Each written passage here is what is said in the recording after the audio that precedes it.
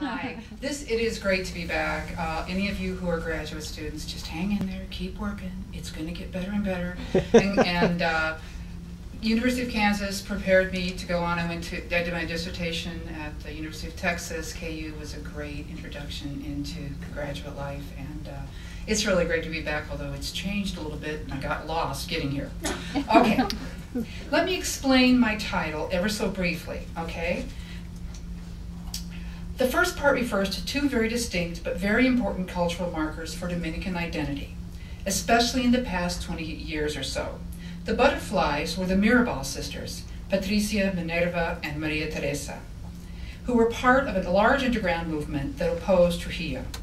On November 25th, 1960, they were stopped by his henchmen, drugged from their car into a sugarcane field, and beaten to death.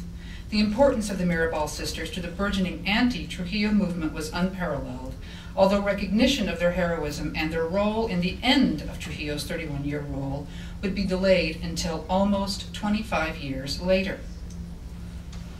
The reference to baseball, of course, is more self-explanatory. It has been part of the Dominican imaginary for over 100 years. In the past 20 years, baseball has become one of the most important economic and cultural resources for Dominicans on the island and in the United States. For the 2011 season, there are 86 Dominicans in the major leagues, which represents over 10% of the total 846 players on opening day roster. I don't know why, but I'm very proud of that. There are 28 of the 30 major league baseball teams have academies on the island, and as of 2008, Dominican players in baseball have become definitely what we would call part of the Dominican imaginary. I'll talk about Milky here in a minute. I see that Yankees hat out there. You know who he is. Baseball is, however, a much contested identitary space for both Americans and Dominicans, and serves as a kind of allegory for their post-Cold War relationship, to which I'll return later. Equally important is the second half of my title, Beyond the Cold War. In agreement with political scientist Jorge Dominguez, while the Cold War may have ended for much of Europe with the dissolution of the Soviet state, the ongoing conflict between the United States government and Cuba continued to exert ideological influence over how the U.S. dealt with the Caribbean, which was and is considered within the fatal sphere of influence. The complexities of this relationship for Dominican experience and expression in turn had far-reaching consequences well into the 20th century. In fact, U.S.-Cuban relations created a kind of identitary schizophrenia for Dominican nationhood, aptly captured in the phrase, "Yankee, go home and take me with you," elucidated by Jesse Hoffman-Garskov in his book, A Tale of Two Cities, Santo Domingo and New York. Finally, I think it's imperative to briefly explain how I'm using the terms of identity and nationhood in this talk. Etienne Balibar contends that there are important and varied intersections between individuals, communities, and nations, all of which, he says, are in a kind of continual, he calls it incessant, transformation between culture and nation. The more fluid and inclusive understanding of both also informs my second term, nationhood. Nicola Miller suggests the term nationhood rather than nation or nationalism because, and here I quote her, nationhood avoids both the homogenizing cultural emphasis of national identity and the implications of conscious political commitment to nationalism. For Miller, this means a nation can have multiple identities in a globalized world where there is, say, one identity for foreign consumption and another that is, quote, real and authentic, end quote, for the citizens of a country. This idea that a country or people purposely project different identities is especially useful for understanding how the Dominican Republic negotiated meaning for themselves, while likewise having to deal with the often overwhelming presence of the United States government throughout the Cold War period and beyond. Butterflies and baseballs then represent two of the most identifiable meanings of contemporary Dominicanness. The Mirabal sisters and their resistance to Trujillo become part of the national imaginary that begins to flourish as the Cold War Castro-communist rhetoric of the United States reaches its ideological limits at the end of the 1990s. Their story becomes real and authentic for Dominicans on the island and in the U.S. Baseball, meanwhile, occupies one of the more familiar spaces that Homie Baba would call hybrid, where the intersubjective and collective experiences of nationness, community interest, and or cultural value are negotiated between Dominicans and the United States. I would call this identification with baseball part of Dominicans' resilience. Okay. As most of you already know, Trujillo's reign of the Dominican Republic consisted of 31 years of brutal repression and control down to the most mundane details of daily life. The fear of Soviet expansionism in the Caribbean, in fact, initially buoyed his relationship with the United States. Trujillo actively promoted his own cause by cooperating with U.S. policies throughout the Cold War. Yet, like all good despots, he eventually overstepped his bounds, and by 1960 there was growing concern by the OAS and the CIA that his continued presence as the head of the Dominican Republic could actually end in a repeat of the Cuban crisis. In fact, in late 1960, the CIA provided rifles to Dominican rebels, but with the failed Bay of Pigs invasion in 1961, the agency withdrew support for the assassination, forgetting apparently to repossess the rifles. The day, oh, there's another picture of him, there we go. The day after Trujillo's assassination in June of '61, Kennedy, returning from Paris, outlined 3 possibilities in descending order of preference, and here they are: a democratic regime, a continuation of the Trujillo regime, or a Castro regime. He goes on to say, quote, "We ought to aim at the first, but we really can't renounce the second until we are sure we can avoid the third." Let me repeat that again. We ought to aim at the first, but really can't renounce the second until we are sure we can avoid the third. For the next 4 years, through diplomacy, economic means, and then through force, the US government would waver between the first 2 options in hopes of avoiding the third. And this is a picture of John Bartlow Martin, the first ambassador to the Dominican Republic after Trujillo's assassination, meeting with a group of rebels, but they weren't really rebels, but meeting with a group of people trying to figure out how to put together a provisional government.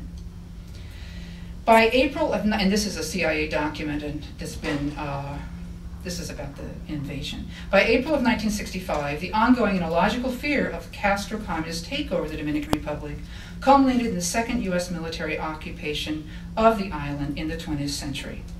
For many Cold War scholars, there was in fact no second Cuba in the making.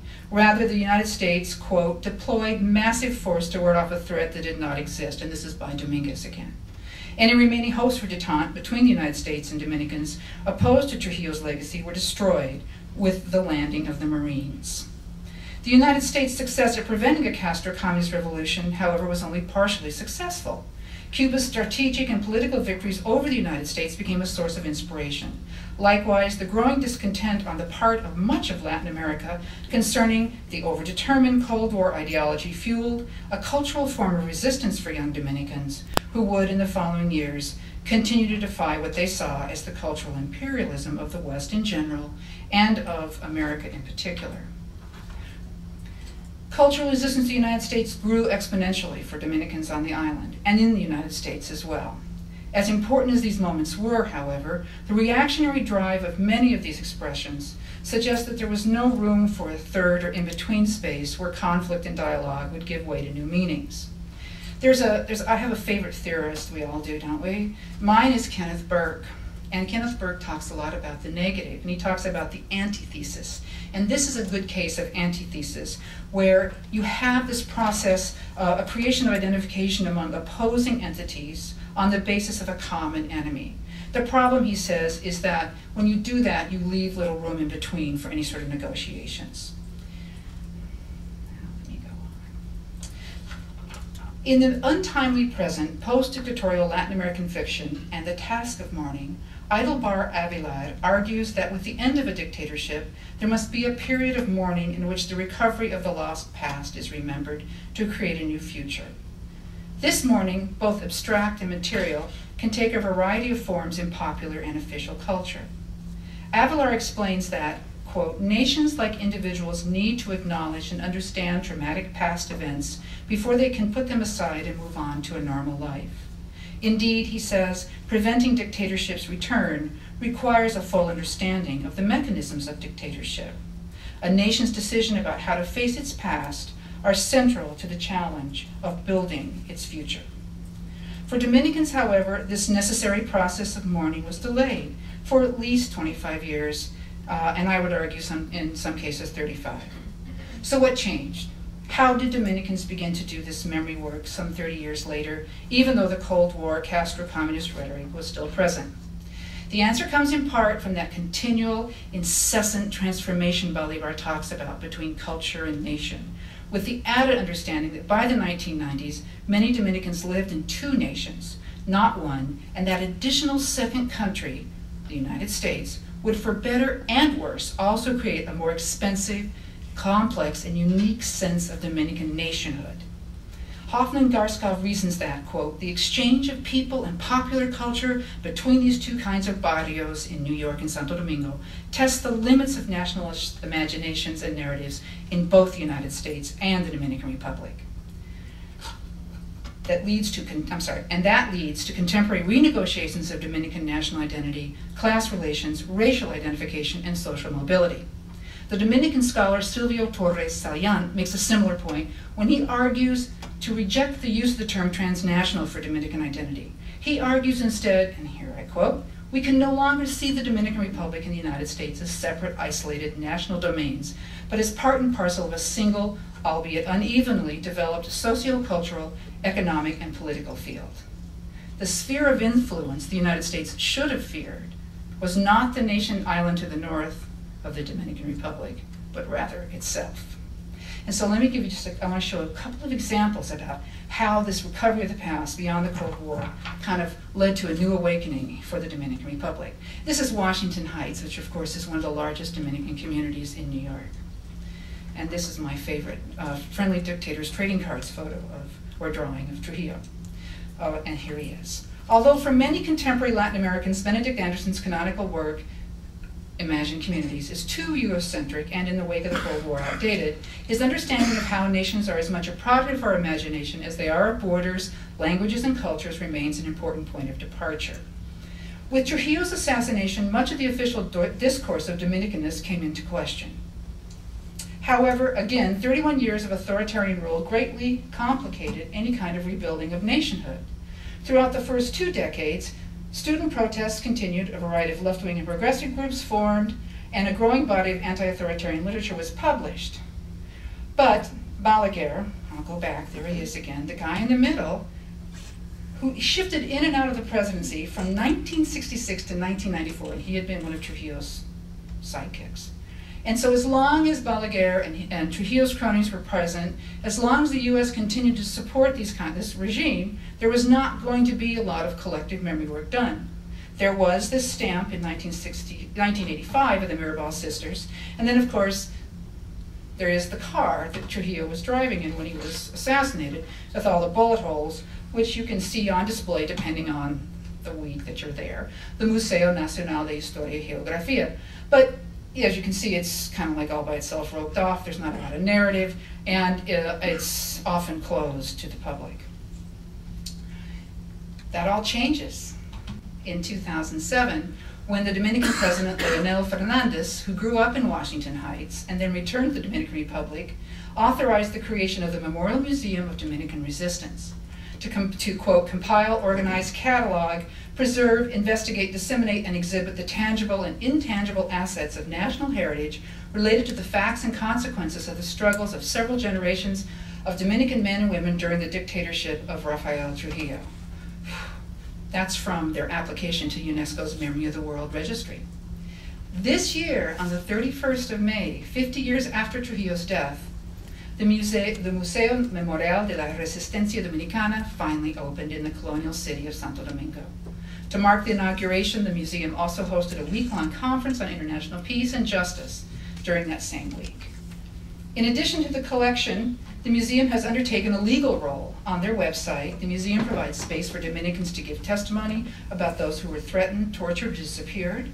There are also important investigations into many of the more egregious crimes committed by Trujillo's regime, such as the murder of the Mirabal sisters. And fittingly, there is also recognition of the 1937 massacre by Trujillo of 20,000 or more Haitians.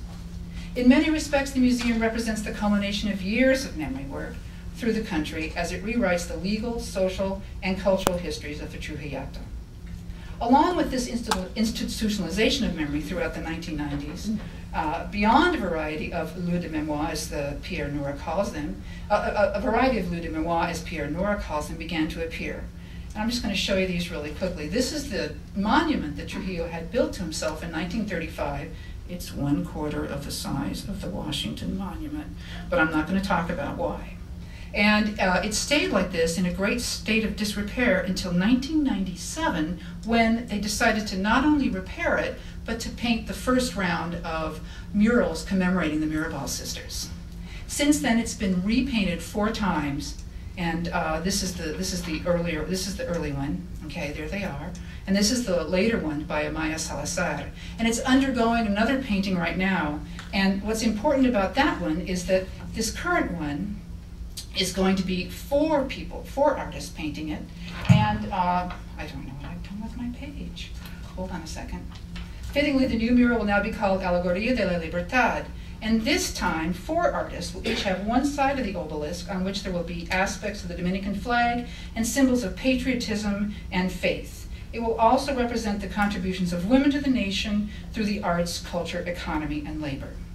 Okay, I promised I would come back to the symbolic and contentious role of baseball in the Dominican Republic and how it too has become part of the Dominican imaginary. First, here's a picture of the largest baseball stadium in the Dominican Republic that was built by Trujillo in 1955 and named Estadio Trujillo. He named everything Trujillo. In 1985, the stadium was finally renamed Estadio Quisqueya, Quisqueya being the indigenous name for the island of Hispaniola. So here, too, we see the reimagining of Dominican identity in the wake of Trujillo. Finally, let's go back one more time to what Balaguer says about identity, culture, and nation, and how it's an incessant transformation, which, as I argued earlier, becomes even more involved for Dominicans because of the complexities of the relationship. Melky Astacio Cabrera, now a center fielder for the Kansas City Royals, leading the team with 16 home runs and a .311 batting average, is a perfect example of how Dominicans and Americans continue to negotiate and in some cases reimagine both the Dominican Republic and the place of Dominicans in the American imaginary. Melky's name is Melky, yet during his time with the Yankees, his name became Leche, Spanish for milk. To complicate things further, whenever he got a hit or made a good play, the Yankee scoreboard would flash the phrase, "Tienes leche?" This is such a wonderful example of Bolivar's incessant transformation between culture and nation, because his name and his nickname have become so intertwined that both here and in the Dominican Republic, you can find people and websites that argue about the origins of the name and what it really is. In 1996, the essayist Gerald Early challenged Jack Barsoom's famous line, "Whoever wants to know the heart and mind of America had better learn baseball," by asking what the love of the game meant about the national identities of other countries that played, including the Dominican Republic. Major League Baseball Early concludes is, quote, "American because it is an allegorical transparency through which any people wind up seeing themselves as they wish themselves to be." Perhaps that's why for Dominicans, beyond the Cold War, this of all sports has become integral to their collective identity. And that's all I have.